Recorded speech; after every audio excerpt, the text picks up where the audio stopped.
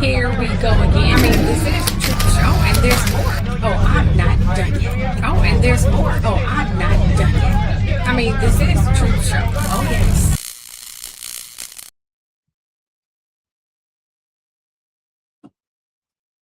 Hello, everyone. Hello. Welcome to the Truth Show. Hello, all my truth seekers. My name is Keisha, and welcome to the Truth Show. I know I'm starting early, but I have something to do. Just want to give you a brief rundown here. We're going to talk about Trump news, Elon Musk, Starlink, Iran, the war down there, and then some royal news, some blind items, some brain food, and then we'll have a special edition, what I'm going to add occasionally, not every live show, which is what I call a special edition true crime. It'll ease me into that whole genre of doing things. You always love me some true crime. All my streaming apps, movie streaming apps, are loaded with nothing but true crime. So we're going to get into that as well. With that said, here are your warnings. Please note that this is all alleged. I've never met any of these people. I deeply researched all of my information.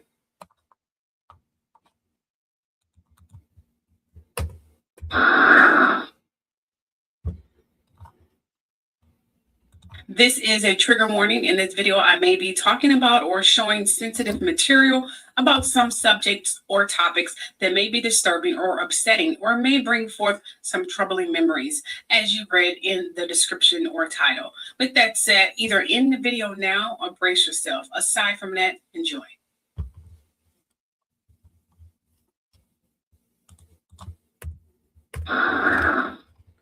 All right, first up we have what is happening in Minnesota right now. Now, Trump has publicly threatened to invoke the Insurrection Act, which is to stop growing protests in Minneapolis after two ICE-related shootings, including the killing of Renee Nicole Good and countless others. Just hers seemed to be more viral, but there was countless others who also lost their lives, unfortunately. However, I must say this is one of the most extreme domestic powers a president can definitely use. Yes, so a lot of people are asking, why is Trump threatening the Insurrection Act? People are asking that. Why is he threatening the Insurrection Act? Okay. Where protests have exploded after two ICE shootings. Okay. Protests have literally exploded after the two ICE shootings. Okay. First was, of course, Renee Nicole Good, who was 37, was fatally shot by an ICE agent. The second was Venezuela. I can't even speak this morning. I'm so sorry about that. Well, it's afternoon now, 12. A Venezuelan man was shot in the leg during an ICE arrest attempt. Okay. Now, these incidents did trigger nationwide protests with Minneapolis as the epicenter. Okay. However, Trump claims ICE agents are under attack. He's saying, well, you know what? I don't know what you're talking about because my agents are the ones that are under attack, and my agents are the one who should be defending himself. And this is what Trump is saying. He's not holding any accountability of these ICE agents running around here shooting people, act like they love video games and stuff and acting like some crazy people. No, his interpretation is that their agents, his agents, are the ones who are under attack, not the other way around. This is what your president is saying. I'm saying your president because he's showing the hell to not my goddamn president. I'm going to put that shit on out there. Okay. So he posted that professional agitators and insurrectionists, okay? Yeah, insurrectionists are attacking the ICE officers, and that he will use the Insurrection Act if Minnesota leaders don't stop the protest. This is what Trump is doing. Yes. Let me go back. This is what he's doing. Minnesota leaders say ICE is escalating violence. Government Tim Walz called the federal president campaign of organized brutality. So agree with that. Mayor Jacob Frey said the situation is not sustainable and they want ICE out of Minneapolis, they want them out of America, period. Go play somewhere. Go back to your little rooms, your little bedrooms, and play your little stupid freaking video games. Go, go, go, go, go. You are not welcome here. All of you ain't nothing but a bunch of damn bullies anyway. So just go back to your little stupid video games and pretend to be soldiers and crazy people there. That's what we want. I'm just saying. That's not what's happening, though. We're getting something completely different. Anyway, so I know a lot of you are wondering, what is the Insurrection Act? What does it mean? Well, the Insurrection Act allows the president to deploy active duty military for domestic law enforcement, including arrests and searches. Okay. It has been used, have been used in decades. Okay. If invoked, it will put troops in Minnesota streets, like tailing streets like we're in medieval times. Allow military to perform police, functions.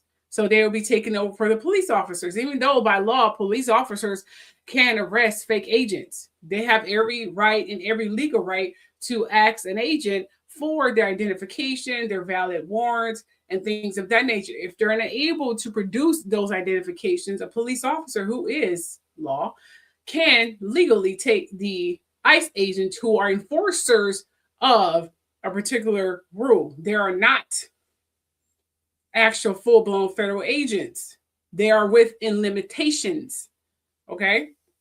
And they do have bylaws and rules they have to follow.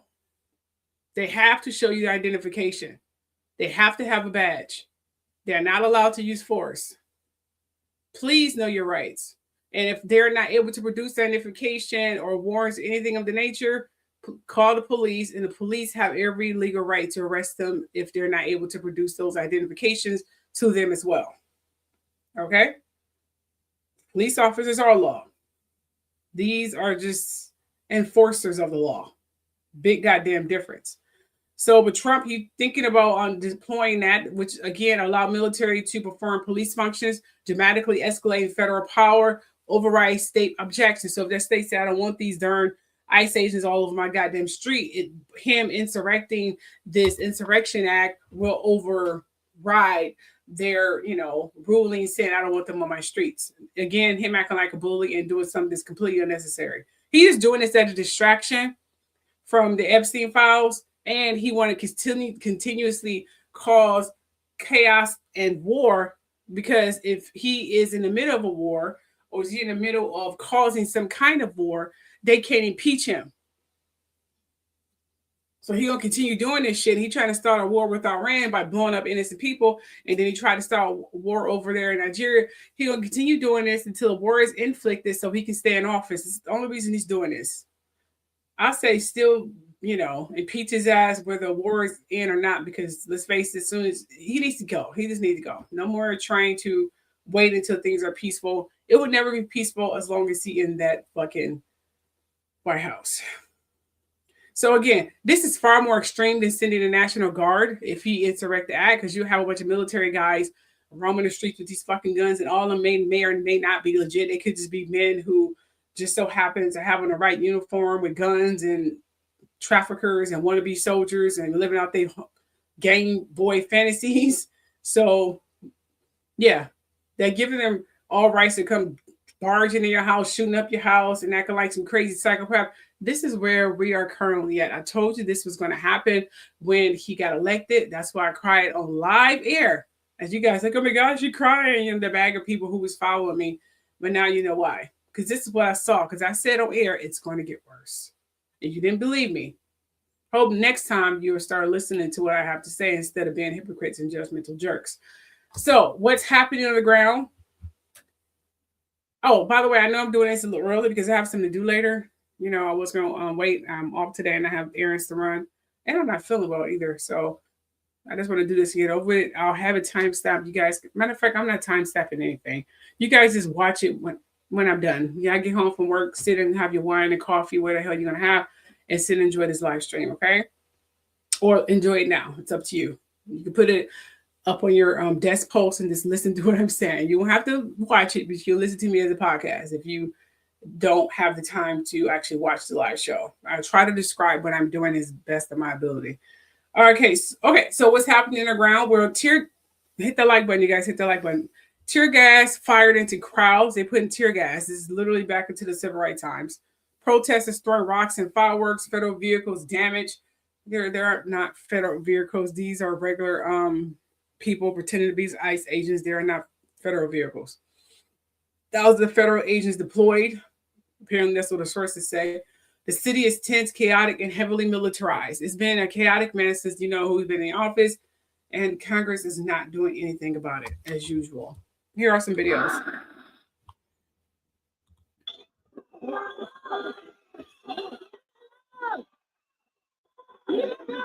Friends of the woman in this video tell me this is a 19-year-old high school student that is being taken by ICE. This happened Monday in Wilmer, and residents tell me this interaction with ICE is disturbing. A family friend of that young woman said her family was never contacted by the Department of Homeland Security after she was taken.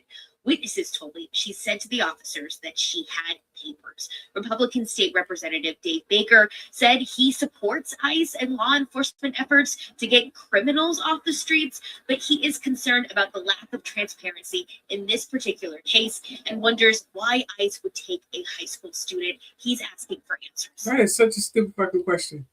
Because they are traffickers. They're about to run a train or traffic that poor child. That's what the hell they're trying to do. These are not ICE agents. I don't even think police officers know their rights.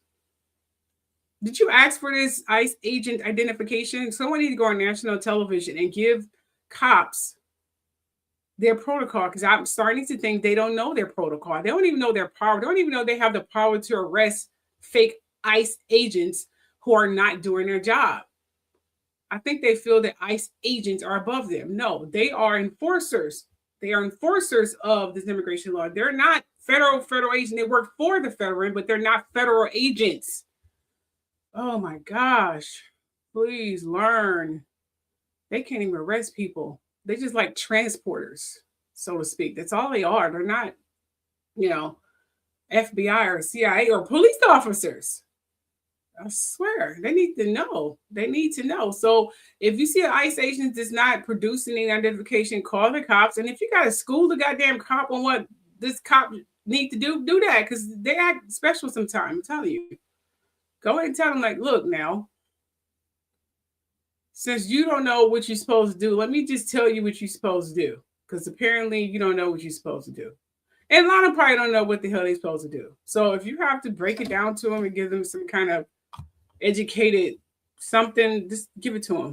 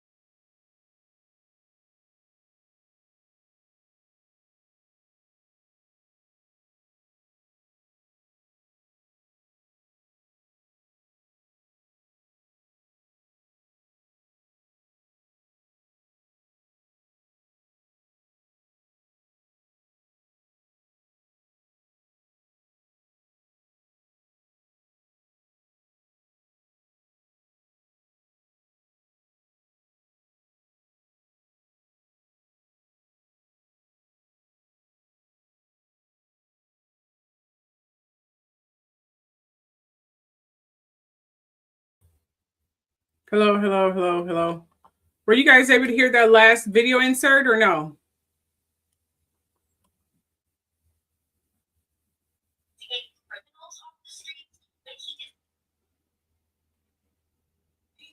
So if you see an ICE agent that's not producing the identification, call the cops. And if you got to school the goddamn cop on what this cop need to do that. Because they act special sometimes. Don't sound like, look, now. Since you don't know, I'm just trying to recap and figure out how far did I get here. Since y'all not commenting.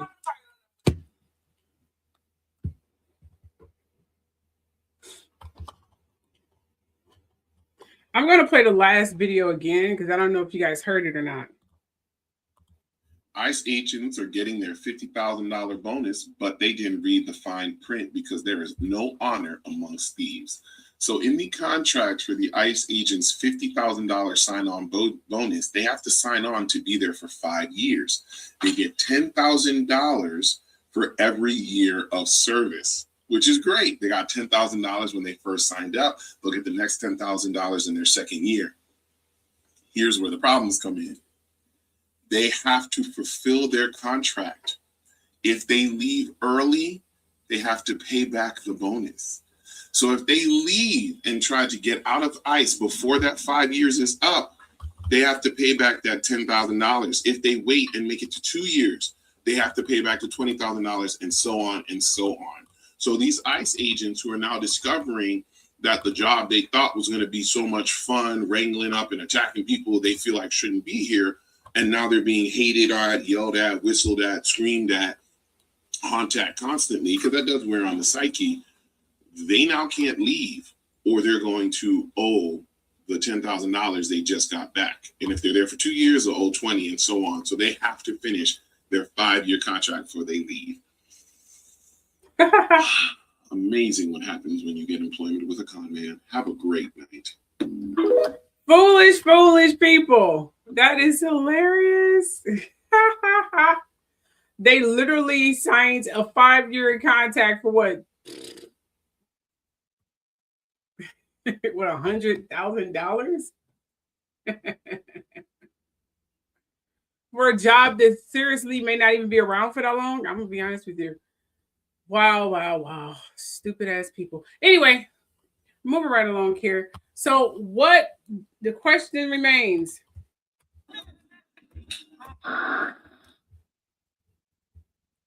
What actually happened in Ukraine? Well, I'm sorry, I forgot I even had this clip. This particular clip here, because they one of the abandoned ICE vehicles, someone actually went in and looked at the paperwork. I told you guys they are printing fake contracts from online. They're not even real contracts, they're fake contracts.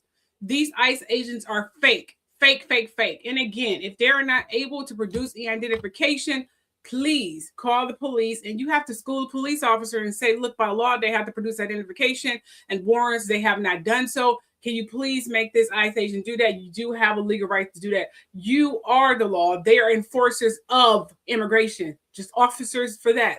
They're not above anyone else. They just enforcers, military agents. Not military agent, is enforcers on trying to do that. Unless Trump deployed the Insurrection Act, they give them some kind of leeway. Other than that, just walking puppets. So someone went into the vehicle, and this is what they found. The documentations they be having, which someone print off the internet, they're not even real. They're fake. They're getting their costumes from online or from some military store or something like that, and they printing out fake freaking contracts. Fake ass fucking papers that they carry around. They're not too decent. No, none of them are good. They're fake. It's Spanish. Told you.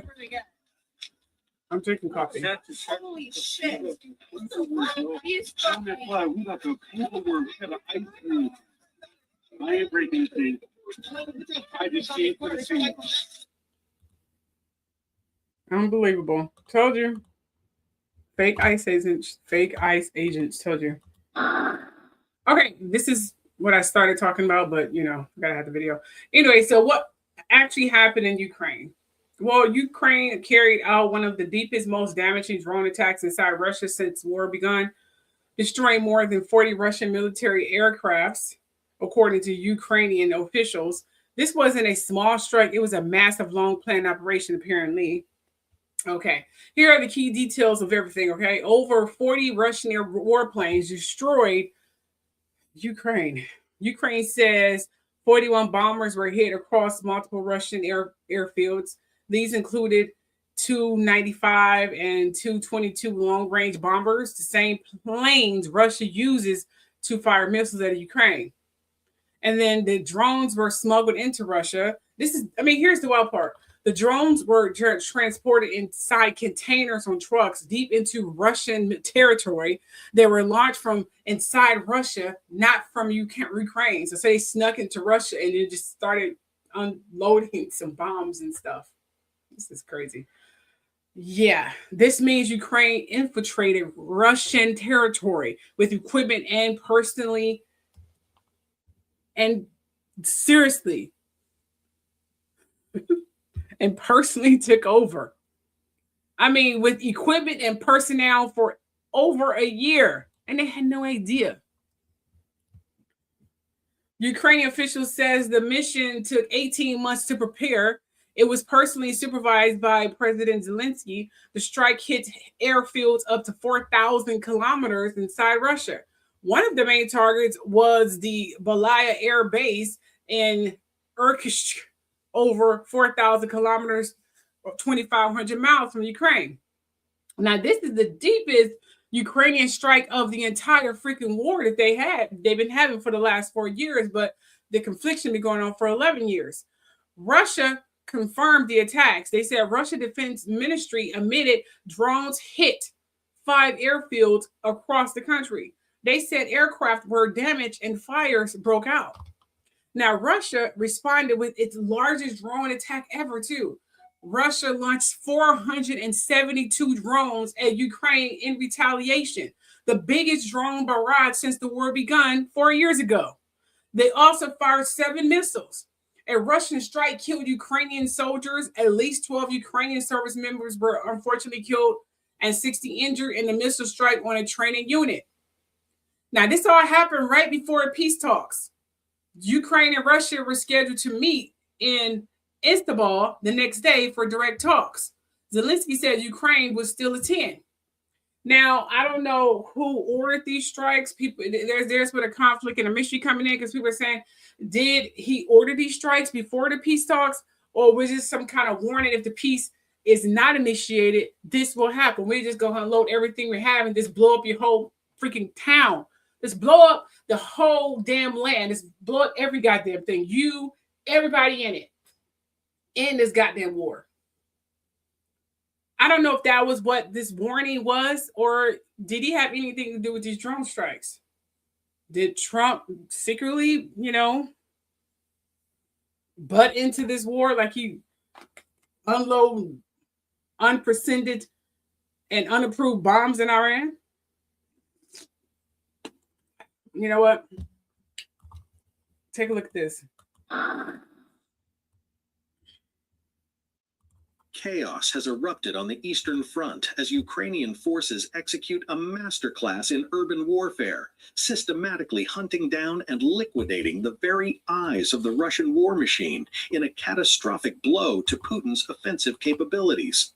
The invaders thought they could swarm the skies, but instead they walked straight into a kill zone that has left their command structure blinded and their assault groups shattered in the rubble of Donetsk.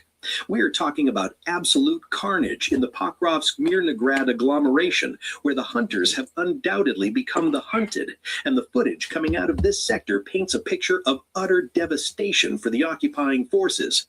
But before we reveal the shocking details of the massive rocket strike that decimated an entire Russian staging area just hours ago, you need to understand the sheer scale of this defeat.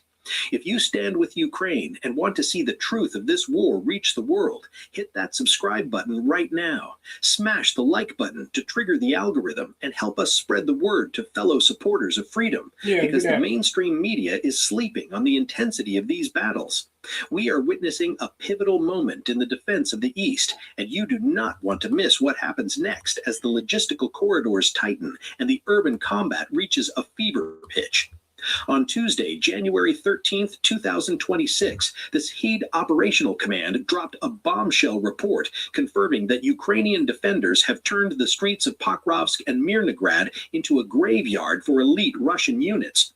The most jaw-dropping statistic to emerge from this bloodbath is the specific targeting of high-value enemy assets. In a single 24-hour period, Ukrainian forces didn't just repel attacks, they surgically neutralized 39 Russian UAV crews. Let that sink in. 39 separate drone operating teams, the technological backbone of modern Russian artillery and reconnaissance, were wiped off the map in one day. This is an unprecedented decapitation of their tactical surveillance capabilities, leaving their assault infantry blind, deaf, and stumbling into well-prepared kill boxes without air support or guidance. The intensity of the fighting is off the charts, with this Sahid group of troops repelling a staggering 57 separate assaults over the last day alone. The Russian command is throwing wave after wave of meat assaults into the meat grinder, desperate to crack the Ukrainian lines, but they are hitting a wall of steel. In the Pokrovsk direction specifically, 26 of these desperate assault attempts were crushed near settlements like Zapovidne, Rodinsky, Kotline, Udachne, Molodetsky, Filia, and Kucherev Yar. The defenders are not just holding the line, they are inflicting severe, irreversible damage on the enemy's manpower. Preliminary data indicates that 100 Russian personnel were neutralized in this specific direction yesterday, with 66 of them confirmed as irrecoverable losses, dead on the battlefield, never to return home. Inside Pokrovsk itself, the situation is evolving into a brutal, close-quarters nightmare for the invaders. Search and assault operations are currently underway to root out enemy infiltrators from the urban sprawl, block by block, room by room. Ukrainian forces are firmly holding the northern part of the city, turning the ruins into a fortress that the Russians cannot penetrate. Meanwhile, in Mirnograd, the enemy is being systematically eliminated on the very outskirts, unable to gain a foothold as Ukrainian defenders rain fire down on their exposed positions. The command has reinforced the city's defense with additional heavy reserves to ensure that every step the Russians take costs them dearly in blood and equipment. Logistics in this hellscape are complicated, but the Ukrainian command is taking aggressive measures to expand logistical corridors to Mirnograd, ensuring that ammunition and supplies continue to flow to the front lines, despite the enemy's attempts to cut them off.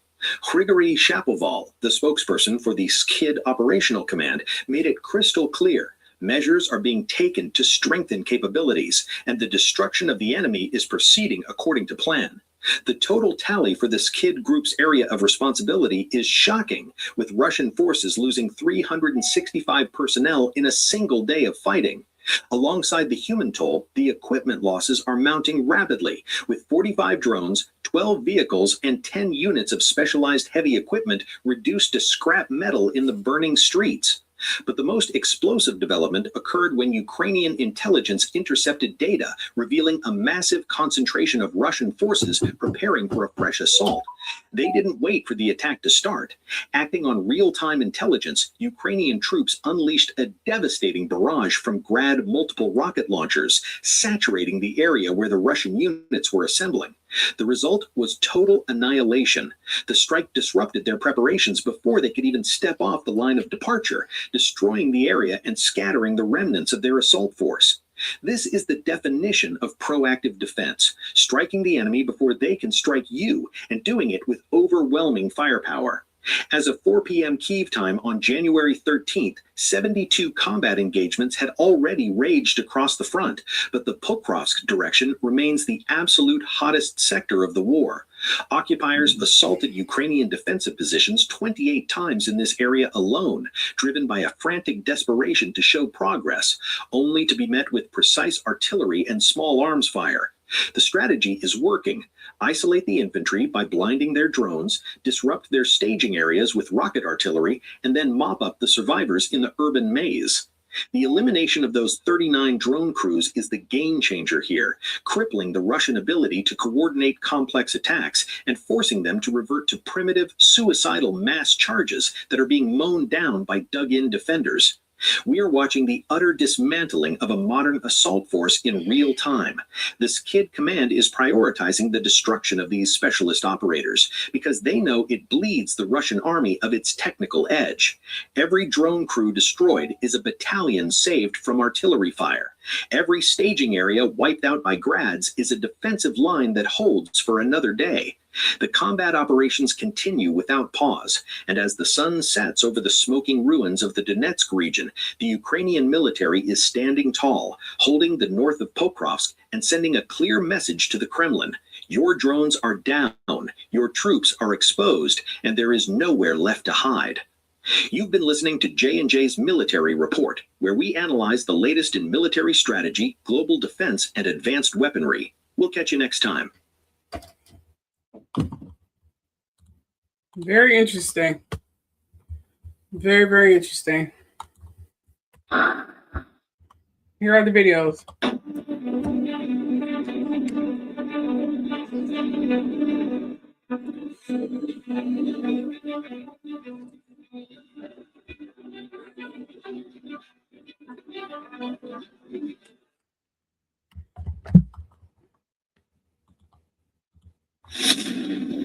Oh, wow.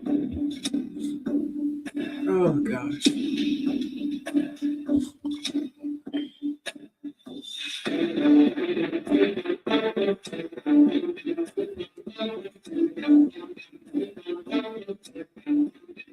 I couldn't stand any of those goddamn towns at this moment because this is getting ridiculous. This war is so stupid.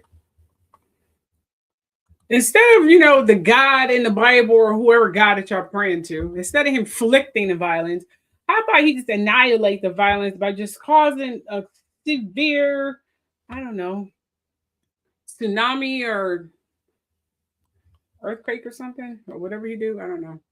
Or I guess he's going to sit back and just let him fight it all out, Who's ever alive at the end of this long standing goddamn useless stupid fucking war between two men who can't come to a goddamn agreement will be the winner, I guess. Anyway. All right, so here we go. There has been an internet blackout in Iran. It's pretty much sums it up. It seems Iran is experiencing a major internet blackout, but videos and images are still getting out because people are secretly using this Starlink terminals and other satellite tools. According to the article, Starlink access in Iran is free, but extremely dangerous to use because the U.S. government is actively hunting for devices. So the question is Elon Musk helping the U.S. government to mess up the network in Iran? I mean, nothing unusual. He's known to be sneaky and deviant. So but they're saying there's no evidence in reporting that this is connected to Trump or U.S. politics, and if it was, they still deny it. So here's what this article that I read said. It says there's an internet blackout in Iran. They don't know how videos are getting out. Here's what it also says. It says Iran is a severe internet blackout. The government has restricted or shut down major parts of the internet because of this. This is happening during the mass protest and political unrest. Because remember, Trump, he dropped bombs in Iran, even though he has no reason to drop bombs in Iran. He just did it so he can start a war, so he can remain president or inflict or ignite the not the military, but the where do you get the drift? I don't need to keep repeating my damn self. Anyway, so despite the blackout, videos were still reaching the outside world. But here's the thing. People are using Starlink satellite terminals, VPNs, proxy networks, and encrypted messaging apps to do that. Starlink is free in Iran, but extremely risky, which means it has been infiltrated and flooded with cyber attacks ever since it landed in Iran. Musk is not a geek. He don't know anything about coding or trying to remove viruses or anything of the nature. He's just a broker and a front man. That's all he is, just a fast talking front man. Here are the videos. So since 8 p.m. local time on Thursday, Iran's internet has been shut down. That's 87 million people disconnected from each other and the rest of the world. The third time the regime has pulled the plug. They also did it after protests in 2019 and 2022. But it's a selective blackout because Iran's supreme leader, Ayatollah Ali Khamenei, has been prolific on X, for example, for the benefit of a foreign audience mind, since Iranians clearly can't see these posts. Now, as in 2022, Iranians found a way around the shutdown, turning to Elon Musk's SpaceX Starlink network. That's thousands of satellites in low orbit providing internet services to remote areas. And to access it, you need a user terminal. But the Iranian authorities have made it illegal to connect to Starlink. So using these devices is highly dangerous in a regime which punishes dissent with death. And yet, Iranian officials have said they believe there are tens of thousands of Starlink terminals across Iran. The majority of information protesters are getting out of Iran since Thursday night is being transmitted via Starlink, it's thought. But there are reports the regime has even managed to disrupt Starlink, causing severe connection issues for users in Iran. Now, that's something the Russian military has long been involved with in Ukraine, for example, where it's in something of a technological race with Starlink for the upper hand, and where it's known to deploy trucks that use radio noise to disrupt satellite signals. Now, President Trump weighed in on Iran's blackout yesterday, saying he plans to speak to Elon Musk about restoring internet access in Iran. Why would he speak to... I can't deal with this stupid idiot. In the middle of a total blackout, a hidden network is giving millions of Iranians a lifeline, and the regime will stop at nothing to destroy it. This is AI. Across Iran, streets are filled with anger as citizens march and chant for change while their digital world goes dark. Phone lines fail, text messages vanish, and the internet is almost completely cut off. Thanks to him. It's like he forgets that he does some. Dude, you dropped the bombs in their time. No wonder they're protesting. He forgets that he does stuff. Something wrong with this man.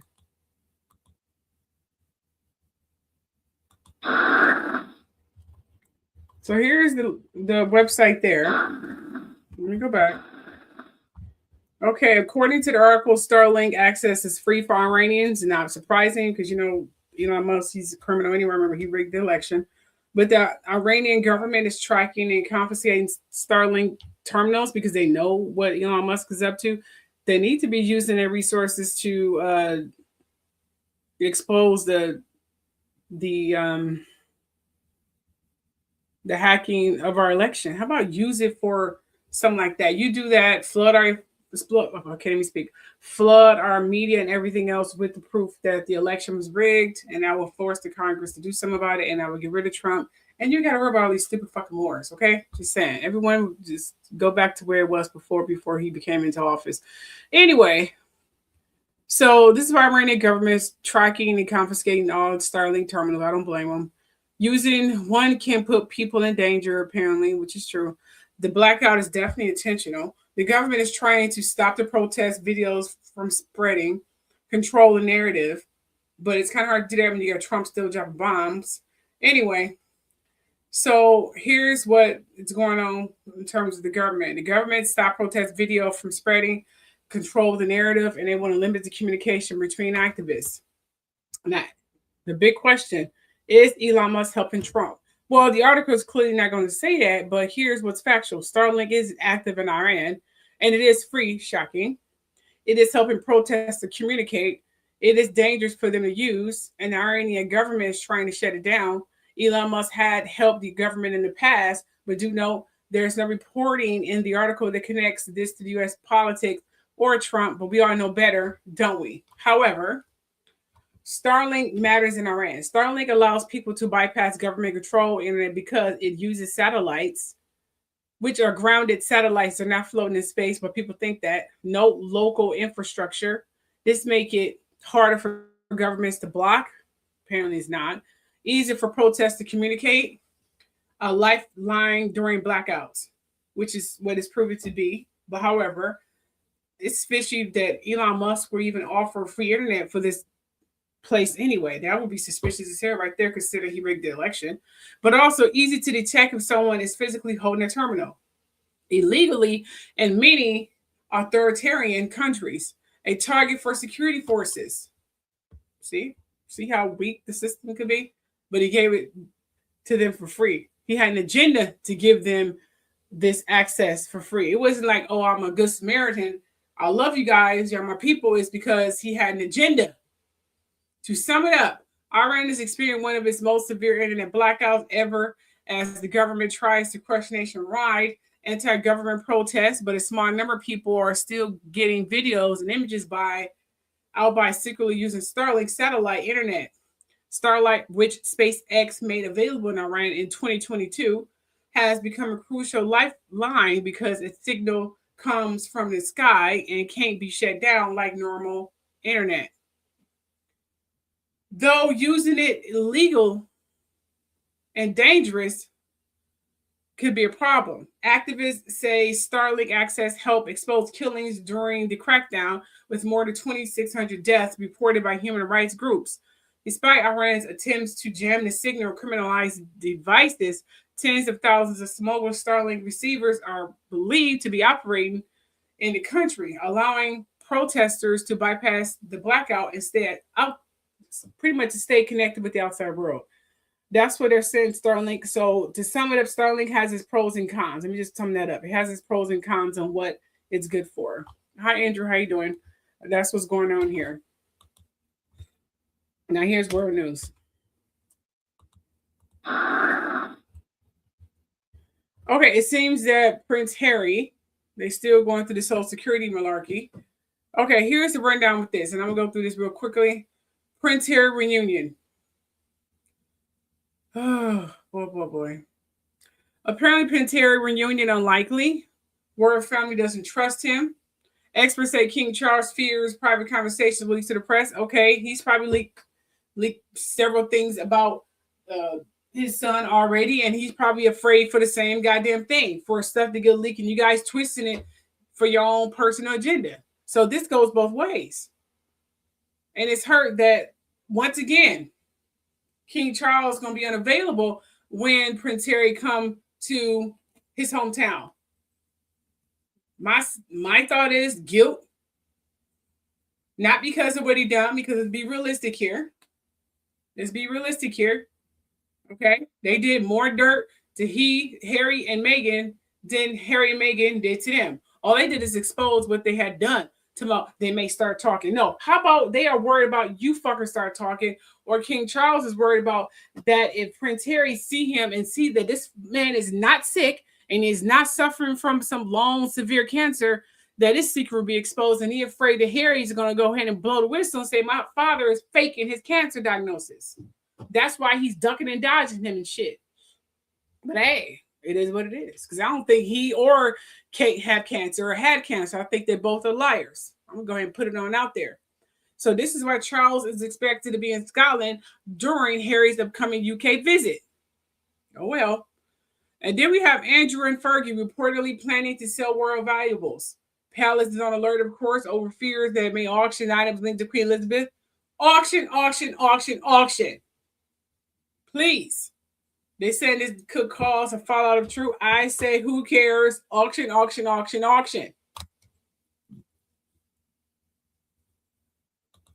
do you say? I really think all of them is scared of the husband who runs that house. That's who they're scared of because they know not to play with him. Oh, yeah, definitely. All right, and celebrity gossip here.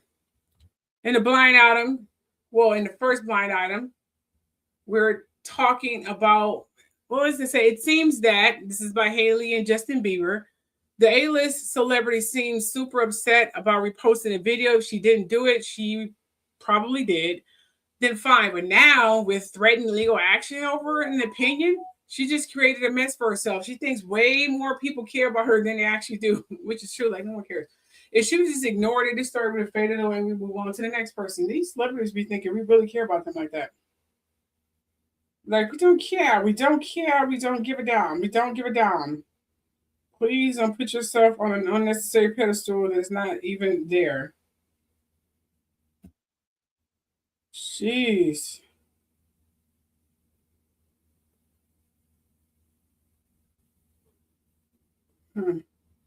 Interesting. Okay, let me just move on here. Okay, so here's some video because apparently her issuing I think it's a cease, something like that. The documentation for the woman who pointed out that Hailey Bieber may be getting, abused or bullied or whatever the case you want to be with disturbed Justin Bieber. She issued a cease and desist, whatever you want to call that stupid documentation against the lady who brought that to acknowledgement. She wasn't the only person who did that, but apparently she went viral and Hailey Bieber noticed this, so she issued a gag order, so to speak, to make sure this young lady never say anything again. But then we have SZA who entered the conversation. I'm not sure what SZA said. You and I are going to be watching this video fresh together. Not Hailey Bieber trying to silence the creator of the video that Hailey supposedly did not repost. I received a cease and desist letter from attorneys representing Hailey Bieber in an attempt to intimidate me and silence me. Of course, that's in my opinion, which I am legally allowed to have. I do not think this was the best move on Hailey's part. To post a story acting unbothered, but now trying to sue Julie is a plot twist. A few days ago, I posted this video about the video that shows Hailey Bieber reposted, talking about the psychology behind their relationship. Most long-term relationships that we romanticize and congratulate only work because the woman is a tolerant codependent. And when I say tolerant, I mean she tolerates mediocrity, abuse, doing the majority of domestic and emotional labor in exchange for being in a relationship. Funny enough, the only reason I learned about this video that Hailey reposted was because of Hailey's story, where she said, "Hey, I know you guys who live on the internet are really bored, but I did not repost any video speaking on my relationship." Here's the thing, I feel like you don't even know what video anyone's talking about. She obviously knows what video. And in another video, I had shown you guys that when I go to look, I do not see that Hailey reposted it. But I guess if you were outside of the US, you can see it. For some others, like myself, guys, I don't see that Hailey Bieber reposted this. Then I search up the BDR, it's not there at all. But even in the comments, guys, some people see it, some people don't. My theory is that I do think Hailey saw the video, was watching the video, accidentally reposted it. But I guess there's some restrictions on some videos. This comment, people from the US cannot see the repost because of regions restrictions. Hailey must have done it on accident and she cannot see it now.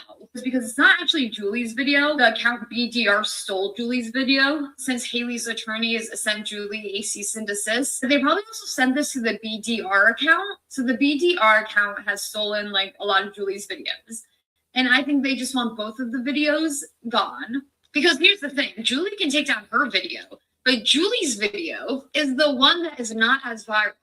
BDR account is the one with the more viral video. It's the same video, different backgrounds. It's Julie saying the same thing. But I do find it kind of crazy to go on your stories and put hey, you guys that live on the internet are bored, but now you're trying to silence someone's opinion, psychological analysis of celebrity relationships. Julie does this. She gives you the psychology behind things, and she gives her opinion. What I shared were my opinions. There was a psychological and sociological thought piece on why some relationships last. And being offended by the opinions that I have does not entitle you to erase people's voices. Wow. There must have been some truth behind that video then. Well, it looks like SZA has entered the whole Hailey Bieber cease and desist repost video drama. SZA went on to the girl's video, Julie Dice, I believe you say her name. Hopefully I'm saying that right. And she wrote, "Hi, are you a licensed therapist or psychologist? You speak with such certainty and I'd like to know. Peace." Julie replied with, "I have both my bachelor's and master's degree in psychology. I've worked as a behavior specialist and researcher. Now I'm a full-time content creator and do take on clients for coaching and mentorship, but not as a therapist." And then SZA responded, "Thank you so much. My sister also has a master's in psychology and is a licensed therapist. I respect study and inquiry posed as just that. However, publicly diagnosing people you have absolutely no contact with and presenting that information as fact under the premise of education may be a bit dangerous. for all parties, including those who wish to educate. Just an opinion, all respect to you. And then Julie posted this. I'll get out of the way. I'm not going to read the whole thing, but she basically said, leave SZA out of this. And then she got way posted too much time in their hands. Allegedly, her and SZA had via DM. This is getting bigger and bigger by the day. I don't know what to think about this right now. Put your thoughts in the comments. Let's talk about it. I'm sick of this talk about it. Don't anyone have their own particular phrases? I saw you got a bunch of followers. One person say, let's talk about it. Oh, let's talk about it. One person have those stupid furry mics. Everybody got to have fur mics. We have a bunch of followers and sheep online. No one is an individual. Well, I won't be getting that stupid microphone, and I won't be saying that stupid fucking phrase, primarily because everybody else is doing it. I'm an individual. I'm not a follower. I set trends. I don't follow them. And that's not being conceited, just what I am. I remember when I was wearing those jean jackets. Everybody else started wearing them stupid fucking jackets. Not saying they follow my trend, because I don't know how many people are viewing my video. No one knows. All I know it's hard for people to comment. They probably think I'm blocking comments or something. I'm not blocking comments. So if you can't comment, it has nothing to do with me. I don't have anything to do with that. Whoever controlling my platform behind the scenes is doing it, and I didn't hire them, and I don't know who they are. Just saying. So if you can't comment, it has nothing to do with me. I don't know how Indra is able to do it. She must have an older network or something. Indra, how are you able to comment so much, girl? You must have an older network. I'm glad, though, but I'm just suspicious.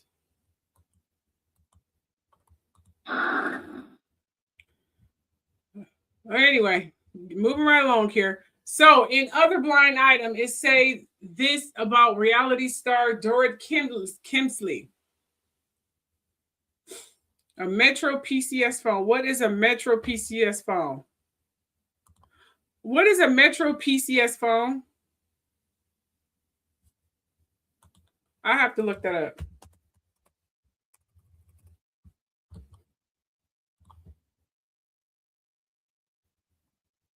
Hold on, let me look that up because I don't know what that is. Hold on. She says she has a Metro PCS phone. Let's see what the hell that is. Hold on, wait a minute.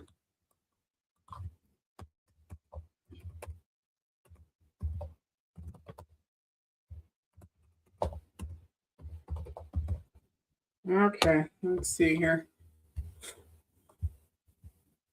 Is that a burner phone?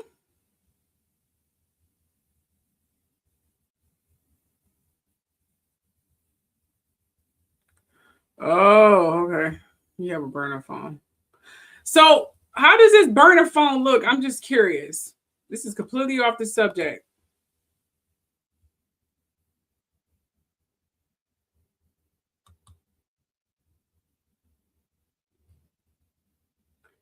Huh? Let me just show what I'm looking at right now. Let's see if they allow me to do it.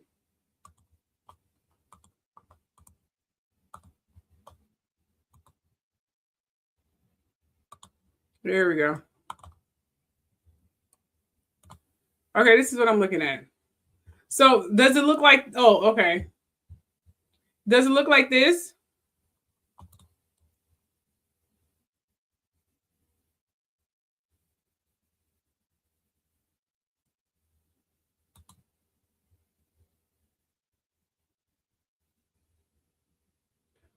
She said look like a regular phone.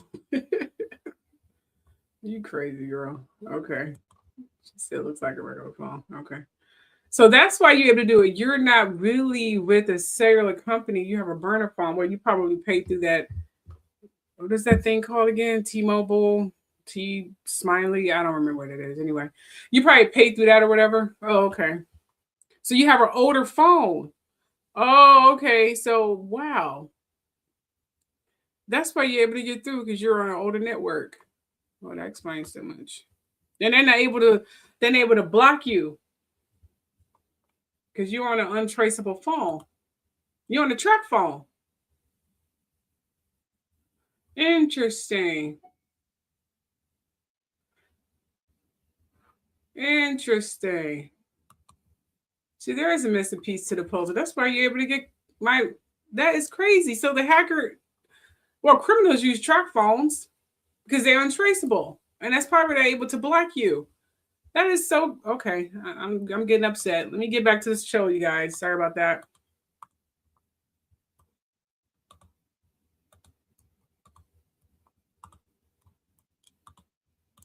Unbelievable. Well, I'm glad you are, sweetie. It's just fucked up, but I'm glad you are.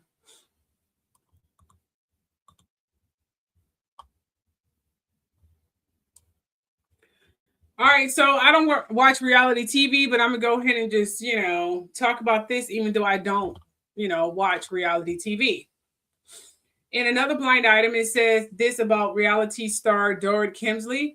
She's labeled the cocaine queen. What do you do if you are a reality star and have a drug problem? What do you do if you are a reality star and don't have any income other than from the show and a few appearances and you need to pay for your drug habit? What do you do when your drug dealer starts demanding sex from you in exchange for drugs? What do you do when the guy you thought was your friend threatens to report you CPS if you don't start sleeping with him? What do you do when you thought you had hidden the using from your co-stars and you had but decided to confide in one of them and now they are holding over your head? What do you do? This housewife right here is in deep shit. She has a major drug problem. She got plenty of people trying to blackmail her. Go to rehab and tell all them people to kiss your ass. And then work out some deal with the network for them to film you going to rehab and sell it as some kind of inspiration for people on drugs. You make money, the network make money, everything is copacetic, boom, bam, psh, cash register. Do I have that freaking sound thingamajigger? Let me see if I have the cash register. Nope, unfortunately. Anyway, but just saying, that is a great idea. Seriously, a brilliant idea. I'm surprised I came up with that. I came up with that on the spot. Look at me. I'm just so creative. I should be a producer. I feel like a broken record, I swear. Anyway, so brain food. All right. And this is my favorite subject. You guys know that. Because there's been debates. Oh, my climate is warm. How did this follow with mine? Because we don't get winter here. So how do we start New Year's in spring when we don't get winter? I don't think this is true. That's what they be saying, seriously. Oh, yeah, they're definitely scared of their husband. Absolutely.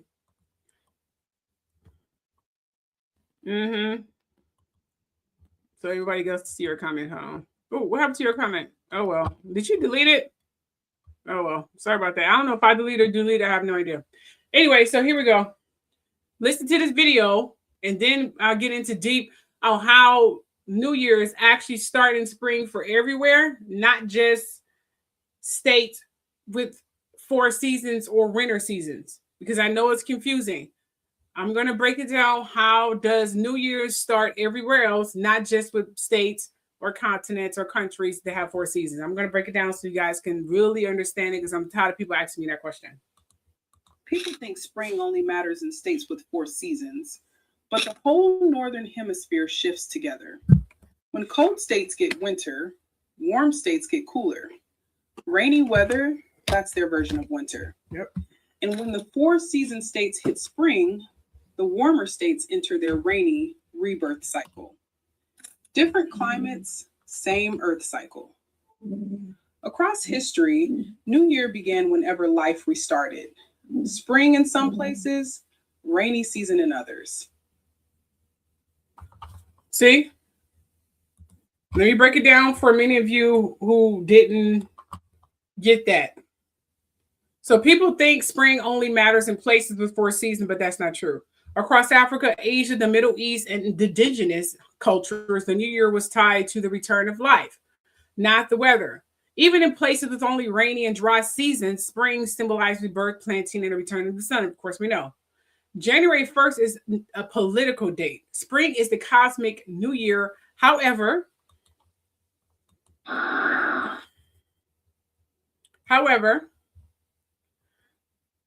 why April 1st? Spring was originally New Year, even in places without 4 seasons. I'm going to break it down so you guys can understand. Most people think spring equal New Year only makes sense in places with 4 seasons. But historically, spiritually, and culturally, spring was the New Year across the ancient world, even in regions with only 2 seasons or tropical climates with no winter at all. Why? Because New Year wasn't originally about weather. It was about cycles of life, agriculture, astronomy, and symbolism. Let me just break it down to you a little bit more thoroughly so you can understand what I'm saying. Okay, many ancient cultures didn't have 4 seasons, but still celebrated it spring as New Year. Africa, West, East, and North. Large parts of Africa, rainy season, dry season. No winter, no snow. Okay? No spring in the European sense. If you didn't hear the video, you understand. Okay. But it still marked the return of rains, the sprouting of crops, and the rebirth of the land as the New Year cycle. For example, ancient Egypt celebrated Wapet and Ripet, the opening of the year tied to the Nile flood, not winter. Yeah. So the flooding or water returning was their New Year. That's considered winter. Oh, you get your Ethiopia New Year, which is it's called Iniku Tatash. Assuming that's how you pronounce it. Sorry if I butchered Ethiopia. It's in September, tied to the end of the rainy season. Yoruba calendars mark the year of agriculture cycles, not seasons. So just to give you a clear insight here. Many ancient peoples had no concept of 4 seasons, yet when the world turned green again, they called it a new year. Along the Nile, in Persia, in China, in the Maya lowlands, springs. Yeah. Mm-hmm. Don't worry, it continues. So let me just make sure you understand what I'm saying. Oh, thank you. Thank you. Okay. So the ancient world followed the solar cycle, especially the spring equinox. On the equinox, day and night are equal. Light begins to dominate darkness. The sun returns in symbolic terms. This is why Babylonians, Persians, Egyptians, Greeks, Romans all celebrated the new year around March/April. Even if the climate didn't change dramatically, the sun's position did. And that was the real clock. Okay. So they follow the solar cycle. That's what they follow. Let me just break it down a little bit more because I feel like I'm losing people here. For the ancients, a new year wasn't marked by cold winds or fallen leaves. It arrived with the sun. When daylight and For the ancients, a new year wasn't marked by cold winds or fallen leaves. It arrived with the sun. When daylight and darkness balanced at the spring equinox. There we go. Mm-hmm. Yes.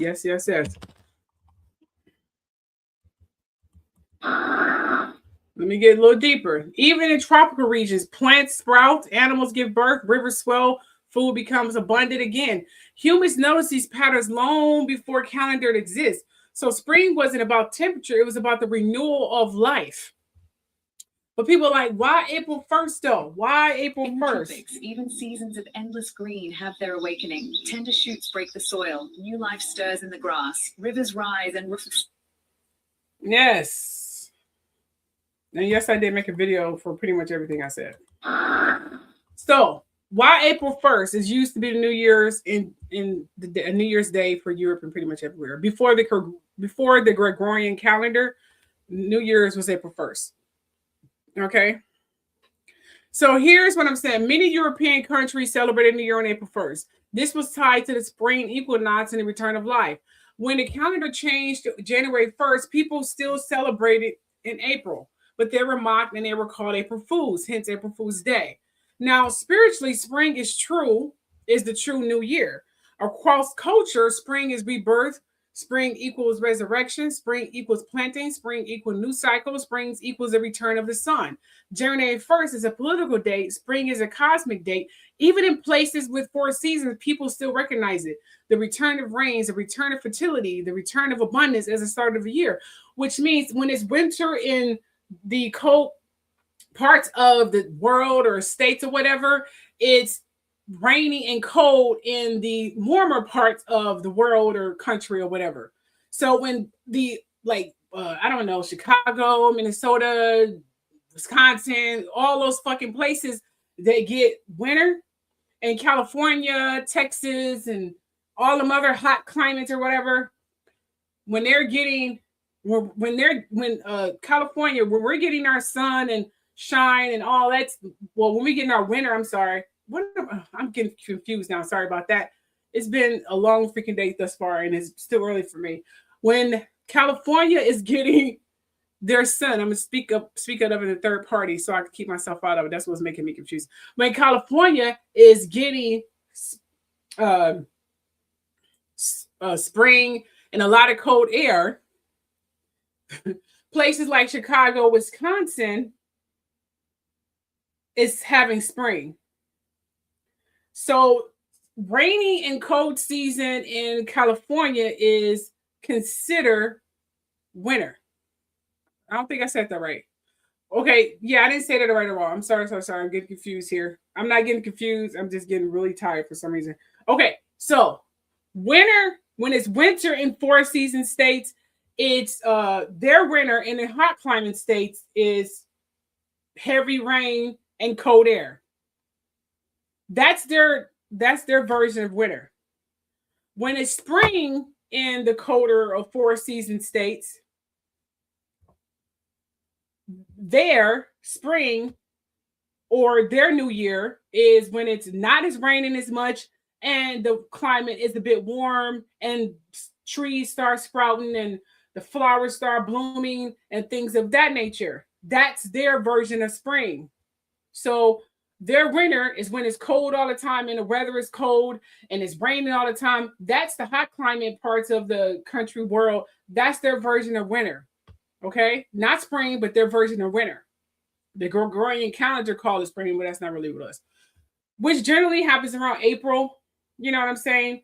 In terms of the new year. So our new year is when it's cold and rainy, you know, which is generally around April, you know what I'm saying?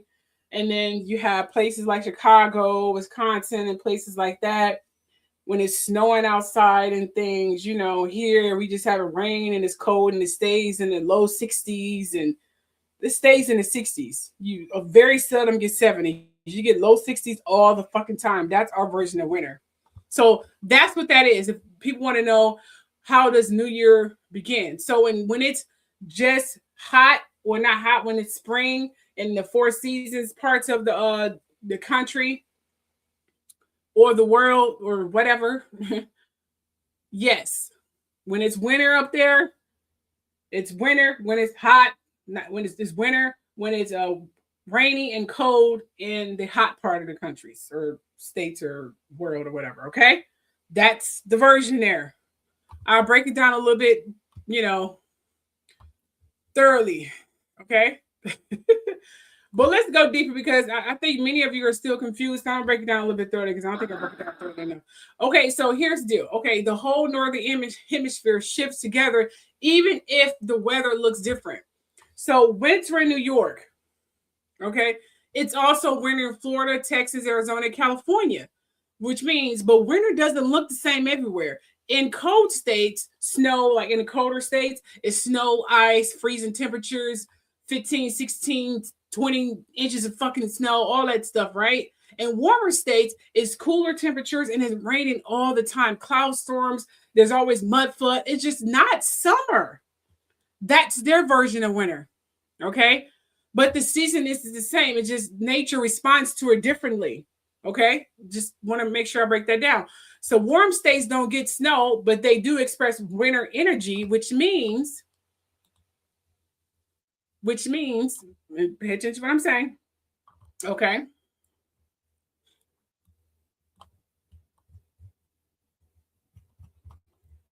Are you guys still following me here? I hope you still follow me here.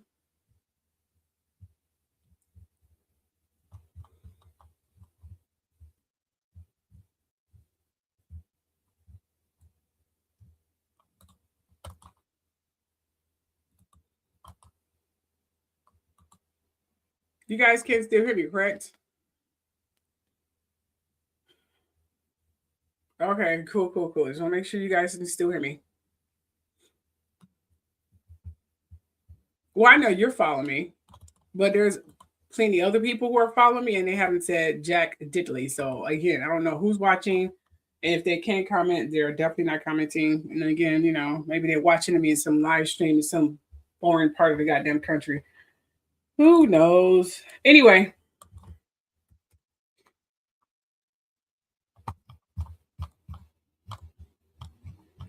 But let me just work. Just give me a second here, you guys. I'm trying to do something right quick.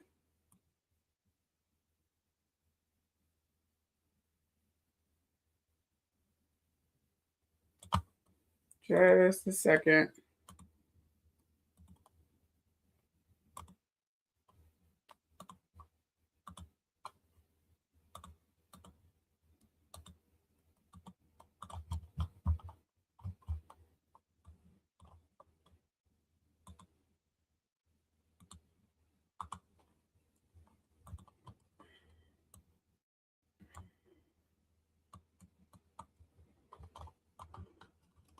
Alrighty.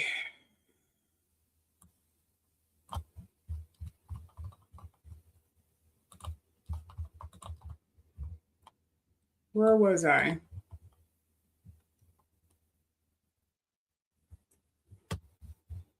Okay, here we go. All right, I'm back again. Sorry about that. Okay, yes, again, let me just reiterate what I was saying. Sorry about that. Okay, so that means the codes in the cold state, snow ice equals in the cold state, snow ice, freezing temperatures. In the warm states, colder temperature, rain, clouds, and storms. But the season is the same. They're all just responding, in the same weather effects, but just different effects around the earth. You know what I'm saying? So warm states don't get snow, but they express winter energy. This is the part that most people don't realize. Warm states don't have the temperature drop needed for snow. So instead, it rains, it storms, it's cloudy days and cooler nights and windy conditions all the time, more so than you have hot, weather. That's their version of winter. So when you say when it's winter in the 4 states, the sunny states get colder and, and it's not good. So they're experiencing the same season, just in a different form. When the 4 season states hit spring, the warm states hit their rebirth cycle too. So they still hit the spring, still start the same for all of these places. It's just different. Okay. This is why you notice when it's spring in the 4 season states, it's raining in the states without 4 seasons because they started in spring too. Okay. Yes, because spring is moisture plus growth, no matter where you are. And I'm talking about beautiful spring, not the windy, coldy stuff that they had when the colder parts of, the country or the world was getting. You know what I'm saying? So even though the warm climates was getting a cold winter, their winter is cold, windy, and all kinds of shit, so that's why they weren't able to grow anything, because the weather was so fickle and intermittent, up and down. It was too cold. It was too windy. Nothing was growing. And it was having mud floods and tornado warnings. Nothing is growing. But when it's actual spring in the colder parts of the world and they are getting just normal winter weather, but the sun do shine on some days, that is spring. That's when the crops and things start growing. That is spring. And that generally happens around April or the last week of March. Different climates, same cycle. So let me just say it again. In cold states, snow melts, rain returns, plants sprout. In warm states, rainy season begins, plants bloom, humidity rises. Different climates, same cycle. Okay. Now, the deeper truth is all cultures mark the new year even when life restarted. Let me say that again. All cultures mark New Year when life restarts. So whether that has spring, rainy season, flood season, planting season, it don't matter what the weather looked like. What mattered was the return of life. So just to sum it up, yes, rainy season act like spring in warm climates. No, it's not literally the same season, but yes, they serve the same symbolic and agriculture purpose. To sum it up, even though warm states don't have 4 seasons, they still follow the same earth cycle. When the northern states get winter, the warm states get cooler, rainy weather. But that's their version of winter. And when the northern states get spring, the warm states hit their rainy season, which is their version of rebirth. Different cycles, different climates, same cycle. Just to sum it up.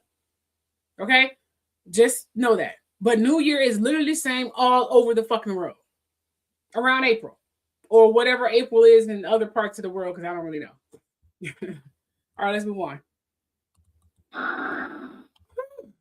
Goodness. Okay. Now, this is a special edition here, and I want to talk about Kendrick Johnson. It seems that, no, I'm not a school teacher. I should be, huh? I should be. I'm just a public speaker. All right, so let me just talk about this. I believe I talked about this in one of my videos. I don't remember which one it was, but anyway. All right, so here we are. Special edition true crime, which I'm going to throw in some of my live shows. Not all the time. I'm just going to throw it in there. All right, so before I wrap up today's show, I want to take a moment for something serious. This is our true crime spotlight. Okay? Where we shine light on cases that deserve more attention, more questions, and more justice. Tonight, we're talking about, well, this is supposed to be the night show. I'm reading my script here. Today, we're going to talk about Kendrick Johnson. Okay? January 2013, Valdosta, Georgia, 17-year-old Kendrick Johnson was found rolled up inside a gym mat at his high school. Authorities called it a freak accident. Said he fell in while reaching for a shoe. Seriously, that's what we're saying? He fell in while reaching for a shoe? Okay. But nothing about this case adds up. Let's be realistic here. Nothing. Nada. His body showed unexplained injuries. Yeah. His body showed unexplained injuries. His organs were removed and replaced with newspaper.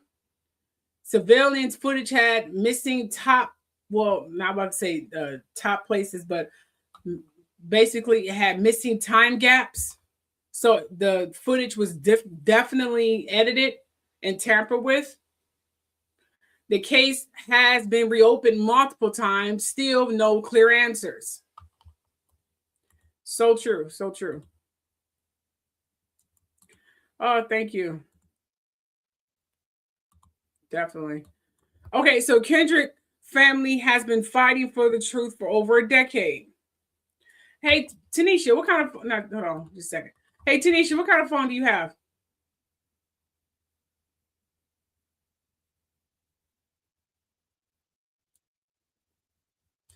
Do you have a track phone too? Do you have a newer model phone, or do you have an old phone like Indra?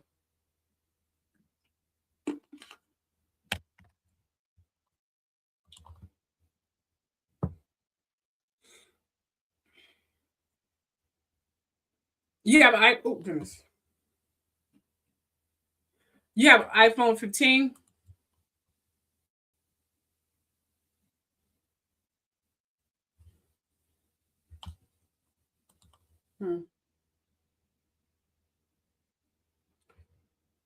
Okay, so your phone is about 3 years old. That's not that old.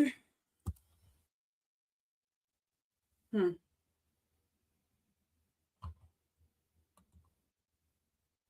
I wonder if that makes a difference, though. Interesting. We touch on that later. I don't want to ruin this young man's spotlight. Okay, so the fact that this case is still unresolved says a lot about how quickly Black children's deaths get dismissed. So this is how he was after everything set in and stuff like that. This is how his face was. Yes, this is how his face was. I was going to say more, but I think this is enough. You see how his face looked? And they claimed it was no foul play. His eyes were swollen. His lips was cracked and burst. Jaw swollen. They beat this young man to a bloody pulp. So he definitely was fighting back. There was blood. Yes. Sad. This is how he originally looked. And this is how he ended up looking. And he had no organs. Okay. They're claiming that here's a little reenactment right here. Let's take a listen to this and then we'll talk a little bit more, okay? In January 2013, 17-year-old Kendrick Johnson walked into his high school gym in Georgia and never walked out. Hours later, his body was discovered, rolled up inside a vertical wrestling mat upside down, his face swollen beyond recognition. Authorities quickly ruled it an accident, claiming Kendrick had fallen headfirst into the mat while trying to retrieve a shoe. They said he got stuck and suffocated, but the evidence told a different story. Kendrick's body showed signs of blunt force trauma, injuries too severe to be explained away by a simple fall. His internal organs had mysteriously been removed and replaced with newspaper before the second autopsy, something the funeral home blamed on standard practice, but many believed it was an attempt to hide the truth. And then there was the missing footage. Hours of security camera recordings inside the gym, gone. The official story? The cameras were out of sync. But to Kendrick's family, it sounded like something much worse, a cover-up. Over the years, lawsuits were filed, investigations reopened, and rumors swirled. Some said Kendrick had gotten into a fight with students connected to powerful families, and that what happened inside the gym was no accident. Despite the evidence, despite the outrage, no one has ever been charged in Kendrick Johnson's death. And today, the case remains one of the most haunting and suspicious unsolved deaths in recent American history. Because Kendrick Johnson didn't just fall into the mat, he was hidden inside it. Yep, it's been going on, 13 years?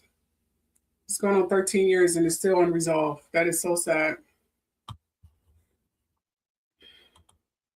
The body of a high school boy was discovered inside a rolled-up gym mat.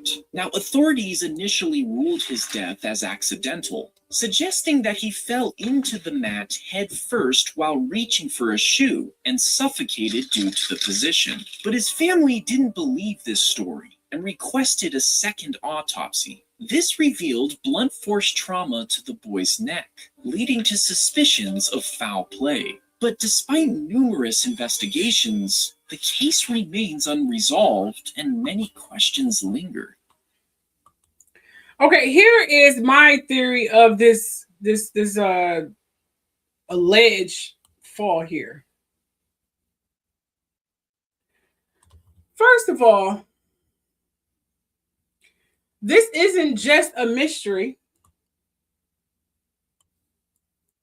Now, let me see if I can find. Hold on, let's just do it right. I need an actual shot here. Here we go. We'll do that. This is good. Okay.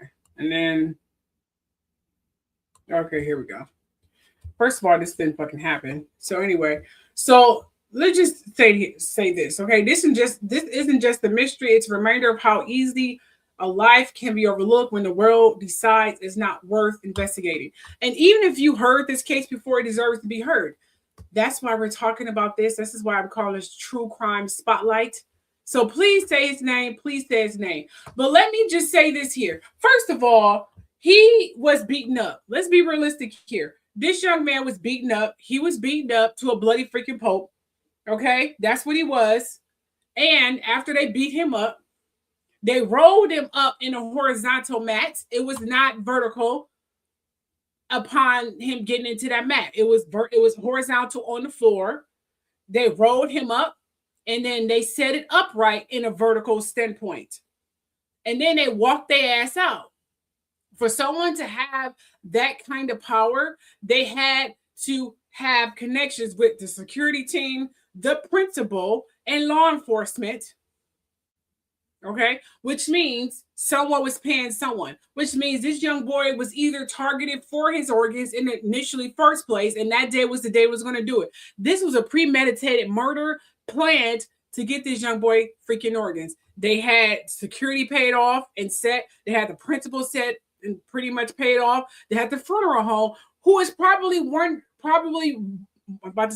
wondering and running at the same time. I combined the two.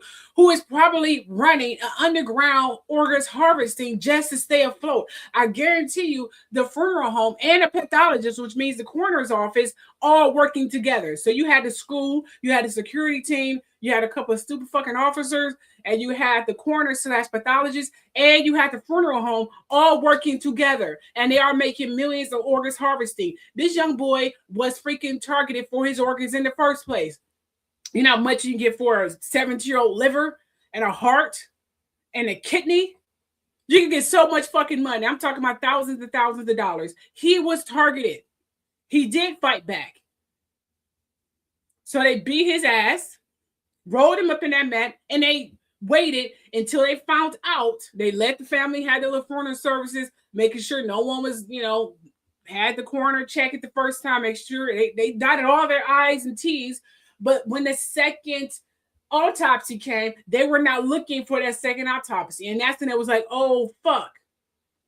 We're exposed, which means they've been doing this for a definitely long time, which means generally families don't ask for second autopsy. They only ask for one. They were not looking forward to that second autopsy. They thought it was just going to be one.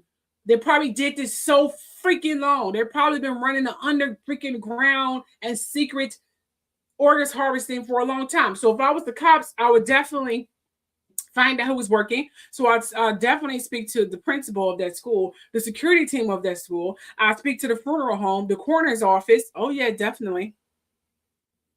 Those are the primary people I speak to. I investigate their financial records, their phone records, if they had a track phone, their regular phone if they have it, because it's hard to trace track phone, but you can definitely do something. I would definitely do that. And I guarantee they will find out and expose that these groups of people, the funeral home, the principal, who didn't want a big scandal of a young black boy getting beaten to death in their school, didn't want to get fired, didn't want to have charges, didn't want to get exposed. Who the fuck knows? He can fuck about this black person. And then I definitely speak to the coroner's office, who probably is running some kind of deal with the funeral home to sell organs so he can stay afloat. And all it takes is if some rich person like, look, give me his heart. I need his kidney. I give you $100,000 if you're able to do this. Okay, I'm gonna have to work out some deal with the school and the security team, and I can make this happen. And then stupid broke ass security team, you give them $5,000, $10,000, they'll do any fucking thing, even if it means destroying video evidence. Money talks. Money talks. So if I was them, considering hearts have to be transported, they should be connecting any emergency flights following that first autopsy, see if there was any emergency flights that flew out, or see if there was emergency surgeries that so happened conveniently, surprisingly, got an organ. There are definitely footsteps, breadcrumbs they can follow. But the problem with these cops and detectives and federal investigators, they're lazy and they don't give two shits about black kids. They don't fucking care, because if they did, they will probably have a huge break in their career and be exposing the biggest underground organs harvesting that's been going on for over 50, 60 years. This case going unsolved show how lazy and how money can make silence and make people not talk. He did not reach in for anything. He was targeted. This is a premeditated murder. He was set up for his organs, point blank simple. First place they should definitely go is the funeral home. And then go to the coroner office. Go to both of them. See if this is a trend. Do that. They connect the dots. But are they going to do that? Nope, they don't care. Especially in the heights of liberty and for these racist fools to live their old time fantasies of being racist fuckers. They're not gonna do a damn thing at all. But let me leave this to my brainwashed people. This is just, something you guys should know. So as you can see, they claim he did this. Okay, if he did this, which I doubt he did, if he did this, he would probably have a head injury. That's it. He would definitely have a head injury. But why would he do that? That's stupid. And how his shoes get in there in the first place? This is the most stupidest reason. And cops, whoever came to this scene, were just lazy as fuck. And they didn't care. If they didn't have anything to do with it, they were just being lazy. Another black kid dead. Who fuck cares? They need to get freaking audited too. See, how many times did they go to scenes like this and declared it, okay, it's just an accident? How many things, and who are the race of these scenes that they so-called went to and declared it an accident? Audit their work. And if it looks like a trend, they need to be fired. They don't want me to be a boss. I'll be the most micromanaging fucking boss. You will not able to do anything that's stupid ever. This is ridiculous. This is stupid. How did this young man's face get like this? How? If anything, he should just have a head injury. This young man fought for his life. They beat him up, put him in that mat, rolled him up, tracked the family, found out where his body was, probably had a deal with the pathologist, which is the coroner's office, paid him some buku of money, probably been doing it for years. His coroner probably done fucking harvested so many goddamn organs. He should be floating on mad cash right now. Check his bank accounts. Did he have a sudden deposit during that time? Do he have some off-C accounts? Very easy to do. Just saying. But are they doing that? No, because that means they have to actually work. And this is a black kid. They don't care. Who fucking cares? They don't fucking care. Who cares? Who cares? Just another black kid they don't have to worry about. That's literally how they treat this whole situation. I can't deal with these stupid people. Okay, so they are saying that he fell in. Bullshit, bullshit, bullshit, bullshit, bullshit, bullshit. Someone should really reopen this case because I think it's really easy solvable. And if I was the parents of this poor young man, I would put a curse on whoever had my child organs for it to fail and for they to freaking die. Seriously. How dare you take my child organs? Put a curse on your son's organs. Do that. You have the power to do that. Go ahead and do that. And let them know the reason why you put in a curse so they know. So they can be constantly hunted by your son's face or whatever organs they fucking took. Put that curse on there. I guarantee they'll start singing like a canary. Okay.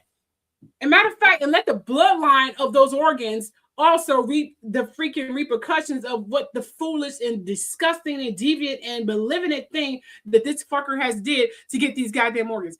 Put a curse on the bloodline from these organs too. Do that. So motive freaking B. Get dark. They want to get dark. They're killing people for organs. Do that. And this is really freaking sad. I'm really upset about this. This is so fucking sad. Woo, I need a moment. All right. I'm good now. Okay, moving right on here. So this is what he was looking like. And they say he just fell head first into the mat. Make it make sense. He went in looking like a gorgeous young man. This is what he ended up like.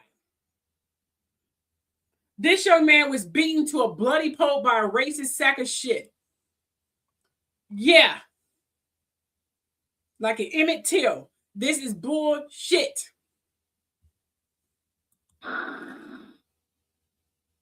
Now, I'm going to leave you guys with this quick word and I'm going to head out.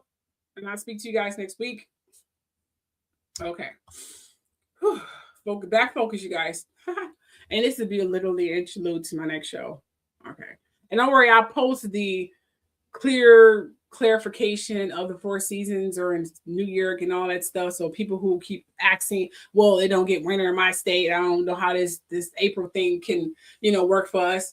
I'll post that little short video on my social media feed so they'll, be, less confused. Okay, so let me leave this for my so-called brainwashed Christians who think they know what's best by saying to me, oh, look at you, you're struggling, your channels are hacked and so on. You only got, these many viewers and subscribers. Oh my gosh, how you see? That's because you stopped believing in God or Jesus. You're an evil person. I get that call. I get called that all the time. I get Jehovah's Witnesses coming to my house. I be loving when they come to my house because they are some really stupid people. No offense. They sound like brainwashed people. Jesus is the way, he will follow. He was stingy. I'm like, I be thinking, do you have any idea how ignorant you sound? So you have no power. It's always up to the man. You do know Christianity was forced upon our people. They forced our people to do this. And the more you praise this invisible person, I'm not saying Yeshua is invisible. The more you praise this person, the more powerful they get.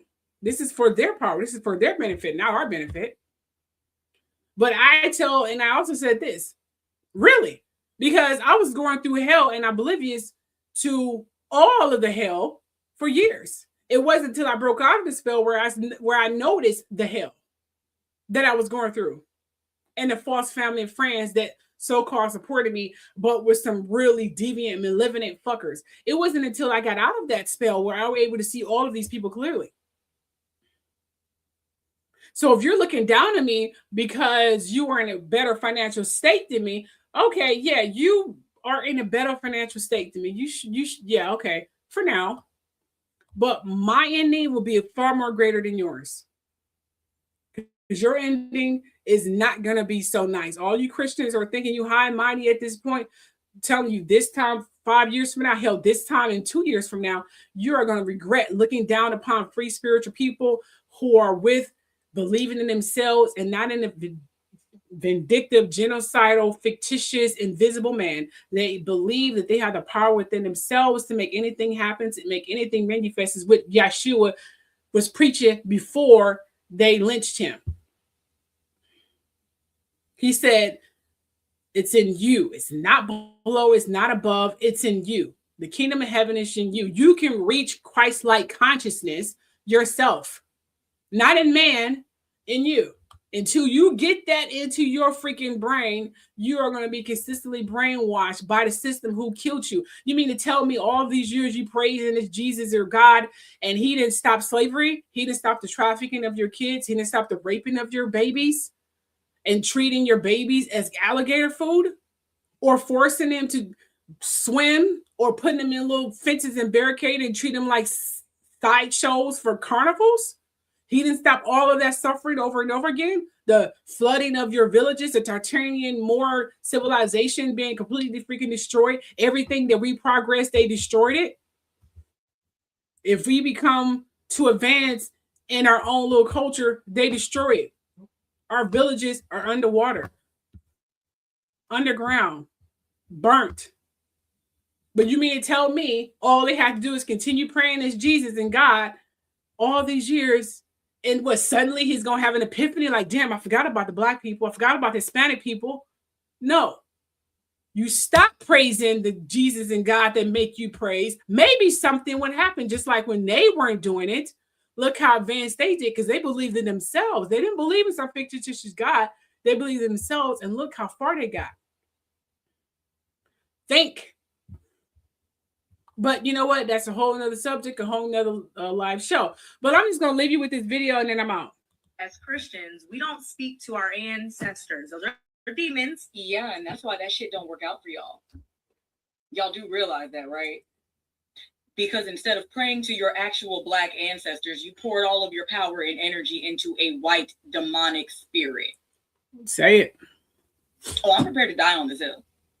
Like, why don't y'all see Black angels in these churches? Why do you think white people don't have to pray and shout and stomp their feet as hard as the rest of us do when they pray to their God? Like, hard facts, y'all gave all of your energy to the wrong entity. And that's why y'all still suffering under the name of Christ. And then let's get it straight. Y'all quote things calling it scripture, and it's not even in the Bible anyway. You swear that homosexuality is in there, but it's not. You swear that somewhere somebody said to spare a rod and spoil a child, and it's not. Like, y'all don't even know enough about what you're praying into to even be talking about anybody else's spirituality. And I hope you have the same energy on Easter when y'all pray to that zombie that resurrected itself out of that cave. Because it's very strange to me that this is not seen as demonic while y'all drink their blood and eat their flesh and give them tithes and offerings at an altar in a church, but find issue with what Summer Walker and other Black people do. Like, this is why Christianity is so unsufferable and why so many people are sick and tired of y'all shit. Because y'all can't even mind the business that you pray to. Y'all gotta come over to everybody else and find issue with them. Meanwhile, you're only doing a white variation of what the fuck everybody else is doing. Basically. And you're too ignorant to notice. And look who's benefiting Y'all don't from want to it. admit that the reason why white people are seen as angels and black people are seen as ancestors is because they don't want you praying to black people. They don't want you praying to an entity or a being that looks like you. And mind you, we are one of the few groups of people that pray to entities that don't look like us. Please understand the political power, socioeconomic power that white people have gotten in this world is nowhere near as powerful as the spiritual power that we have given them. But y'all want to die on this hill for white Jesus? Y'all go right ahead. This is why Harriet carried a gun and why a lot of y'all cannot be saved. Good day. Girl, I have to give her a hand clap. Beautiful, beautiful, beautiful.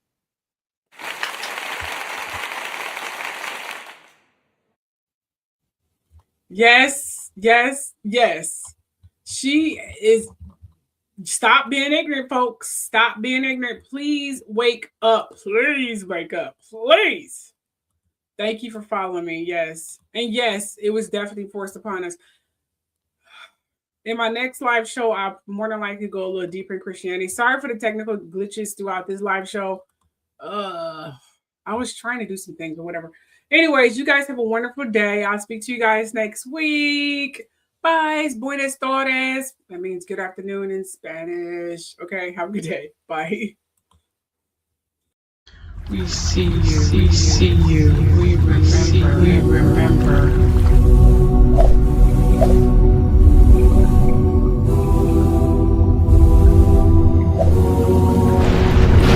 I am the storm. I am the storm. I am the silence. I am the silence. I am the truth unveiled. I am the truth unveiled.